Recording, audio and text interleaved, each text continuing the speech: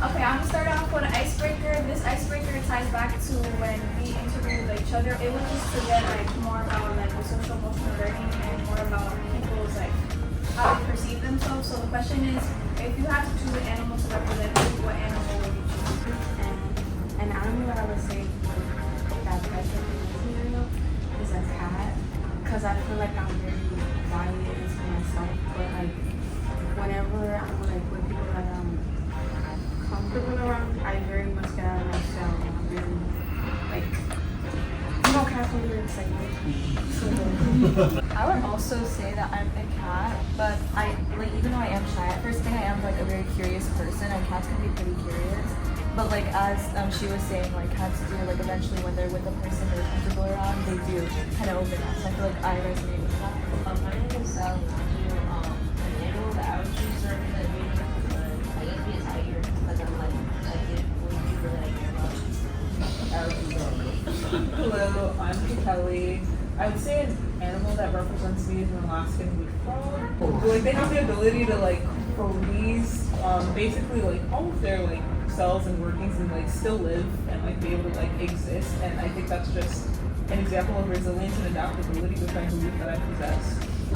My name is Lauren. I think I'd be a cat too because I'm very introverted, but I pick my people. So I'm an owl because I like staying home late. My name is Sam, and I would also pick a cat because I'm introverted, but like I'm really chill, and cats are my favorite animal. My name's Aiden, and I'd also say an elephant. Somebody said it over there, because I think elephants are very personal animals. You know, they talk to their families and their tribe, and also have some kind of wisdom that other animals don't have. Kind of perfect because my name is Rachel and I was going to pick an elephant. I think it's something about their deep memory and the way that they keep community and remember even when somebody has left their community that really resonates with me. In fall 2022, 10 of the 7th graders joined CUNY Professor Samuel Panseri in a new course as Julie Square titled Becoming Youth Researchers, where we learn advanced research skills and methods including project design, interview protocol, data analysis, academic writing, and public intros presentation of work. Collectively, we youth researchers redesigned the oral history project we had participated in the previous year as interviewees to assess the social emotional transformations and growth of other students here at S2. Over 250 interviews with middle schoolers have been conducted at S2 since the study began. Most schools and districts know there's a problem, and they decide to measure the problem through surveys and perhaps hire more counselors or outsource supports. At School of Square, we decided to develop and implement a school-wide youth-led project to amplify the struggles, supports, demands, and desires of young people in Washington. We have presented our findings to our peers, our teachers, our administration, our family, and community members through a presentation to a larger community of scholars to name and address the social emotional dynamics sweeping through our lives. We concentrated our investigation on 5 measures of SEL growth through the 10 interview prompts because we wanted our research to be aligned with the measures used by New York State Education and the New York City Department of Education. We focused our exploration on a sense of community, trust in adults, coping with anxieties, understanding present self, and optimism for future self. We added questions to evaluate the unequal impact of COVID and racial discrimination. COVID-19 first struck when we were in 4th grade. The youth interviews for this project were deeply affected by the crisis of the pandemic that haunted essential workers, parents, grandparents, aunts, and uncles from working class and immigrant NYC communities like ours. According to the New York City Department of Health, by August 2021, 1 out of every 241 Washington Heights residents died of COVID-19. These figures were extremely high for Manhattan, and it's no surprise that the prospect of family experience illness caused anxiety for young people. This anxiety remains after the height of the pandemic, with many students referencing fears for loved ones as their primary anxiety. For recently arrived immigrant students, the struggles of cramped quarters and digital learning proved even starker. An immigrant youth from Latin America explained that during COVID, the house was not good for her family. It was really hard to participate in remote learning because I was still learning English and my family couldn't help me because they didn't know English at all. A final source of academic anxiety comes from the state and city standardized tests. One young person stated, "I feel like it's unnecessary to take the money a year because if someone gets a bad grade on the state test, it doesn't mean they're less smart than anybody who didn't. That's because when taking a test that's seen as such a serious and important thing, they get more anxious and stressed." No student expressed any positive sentiment about the standard evaluation system they were forced to endure. As in spring 2024, we are surrounded by news articles about teens' mental health.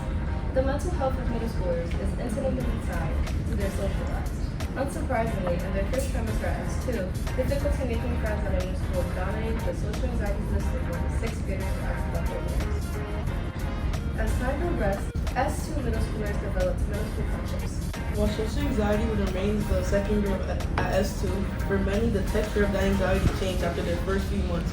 Some young people now worried about losing their newly found friendships. One student responded that they feared being left out or just forgotten. Another student feared that people would get distant from me. Yet another explained that the insecurity that their friends would eventually think I'm uncool. Social anxiety was extreme for middle schoolers. For this project, many reflected on the positive relationships they had developed. In response to the prompt, they looked forward to coming to school most days. The interviewees overwhelmingly said yes. One youth explained, "Yeah, because I'm here most of the time with my friends. I love to be here." Despite causing them extreme angst, the social networks developed by youth proved a positive force in attempting to bring them to enjoy the experiences at S2. Despite clear social insecurities communicated throughout the interviews, when asked, "What do you hope will remain the same about you by 8th grade?"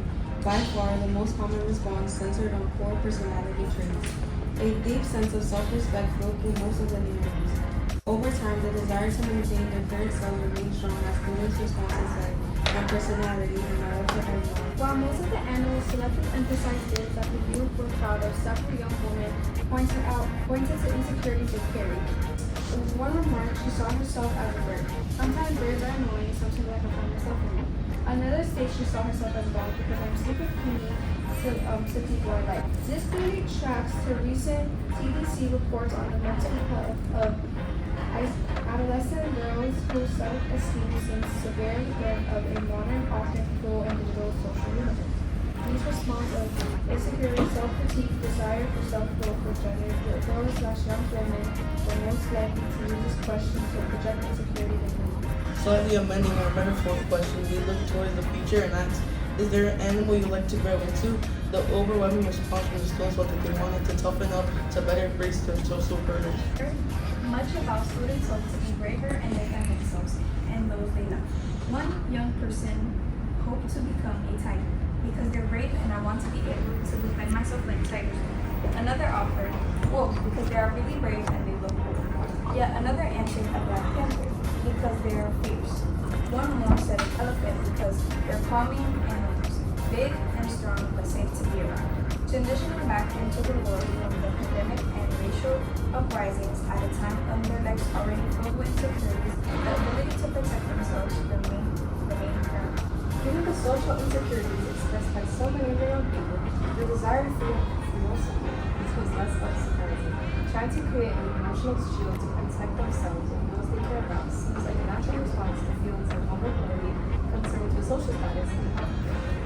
The focus of educators and advisors should be to figure out mechanisms to stop the use of social.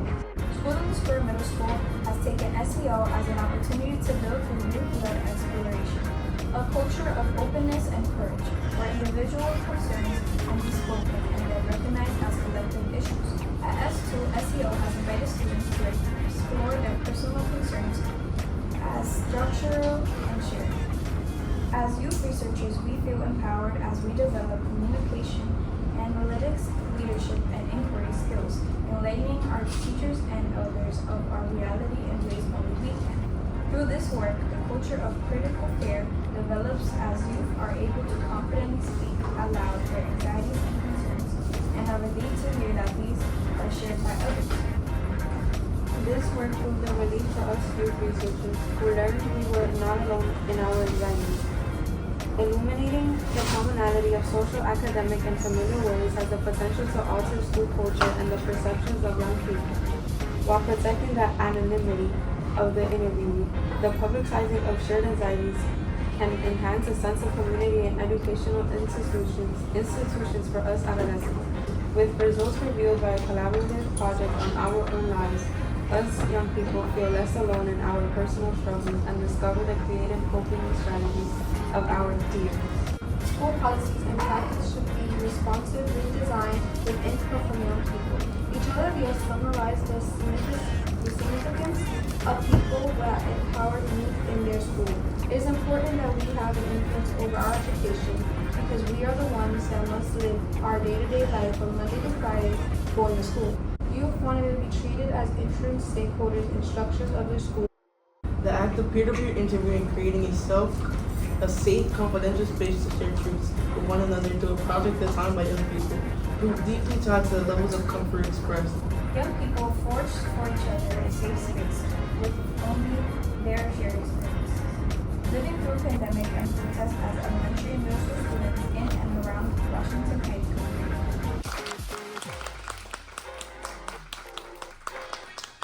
Would make like students feel more comfortable.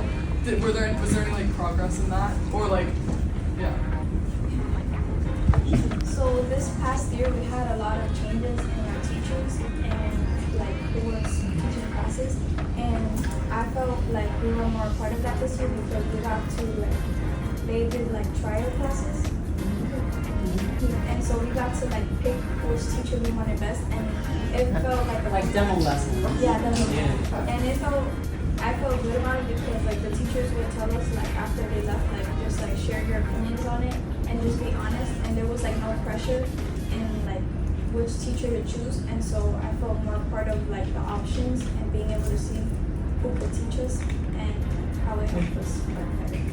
On top of that, with also a lot of teachers including that are leaving, usually they didn't know much about it, and now this year, and hopefully our community, the teachers have been more open to us and letting us know beforehand, hey, this teacher will be okay, this teacher will be okay, and it just made us feel. They also, when the teachers leaving, they do circles with all of us. They spend 2 or 3 days giving us a break. The first day we do a circle where we talk about how we feel, and they just give us time to process that. And so yeah, they listen to our concerns about teachers leaving throughout our years in middle school, and they give us those opportunities to process that instead of just going back right into work.